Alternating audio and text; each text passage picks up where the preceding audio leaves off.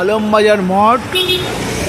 এই মঠেই স্বামীজি আমেরিকা থেকে ফিরে এসে জাহাজে করে বজবজ থেকে শিয়ালদা স্টেশন থেকে এখানে ঘোড়ার গাড়ি করে কিছু দূর আসার পর স্বামীজির ঘোড়ার গাড়িতে ঘোড়া খুলে স্বামীজিকে সব যুবক ভক্তরা নিয়ে আসেন এবং বিদেশি ভক্তদের সেদিন স্বামীজি গোপাললাল ঠাকুর রোডের বাড়িতে রাখেন এবং এখানে গুরু ভাইরা সেদিন পুষ্পধ্বনি উলুধ্বনি দিয়ে স্বামীজিকে সম্বর্ধনা জানান এবং বাড়িতে নিয়ে যান এবং সামনে মঙ্গল ঘট, বেলপাতা এগুলো দিয়ে বাড়িটা সাজানো হয়েছিল সেদিন।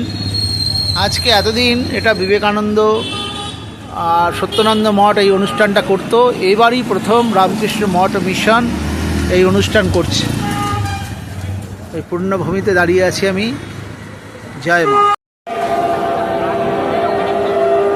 স্বামীজি এসে পৌঁছলেন স্বামীজির নিজের ভবনে। আলমবাজার মঠে এসে স্বামীজি এবার পৌঁছলেন চিকাগো থেকে। স্বামীজি এখানে এবার পৌঁছলেন 129 বছর পূর্তি উপলক্ষে স্বামীজির পদার্পণ। রেল মঠের সব মহারাজরা এবং অন্য বিভিন্ন সংগঠনের মহারাজরা, সন্ন্যাসিনী মাতাজিরা উপস্থিত আছেন। সেই উপস্থিতিতে স্বামীজি এসে আবার পৌঁছলেন।